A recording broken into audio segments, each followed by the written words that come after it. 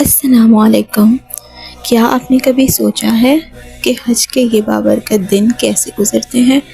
ایک ایسا سفر جہاں لاکھوں لوگ ایک ہی آواز پر لبیک کہتے ہیں، لبیک اللہم لبیک۔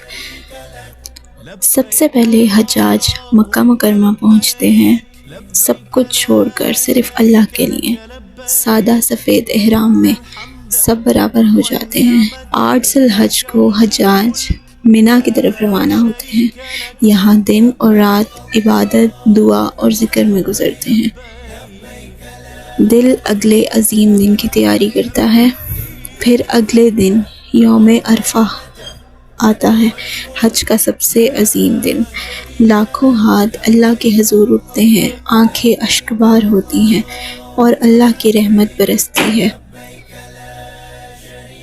پھر آتا ہے مزدلفہ۔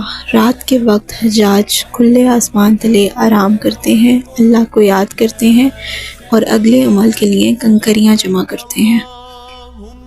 پھر آتا ہے عید کا دن۔ عید کے دن شیطان کو کنکریاں ماری جاتی ہیں، حضرت ابراہیم علیہ السلام کی اطاعت کو یاد کیا جاتا ہے، قربانی دی جاتی ہے اور دل پاک ہوتے ہیں۔ اس کے بعد حجاج دوبارہ خانہ کعبہ کا طواف کرتے ہیں، محبت، شکر اور آنسوؤں کے ساتھ۔ یہاں سب برابر ہیں، سب اللہ کے بندے۔ حج صرف جسم کا سفر نہیں، یہ روح کا سفر ہے، ایک یاد دہانی۔ ایک دن ہم سب نے اللہ کی طرف لوٹنا ہے۔ اللہ ہمیں بھی اپنے گھر بلائے، آمین۔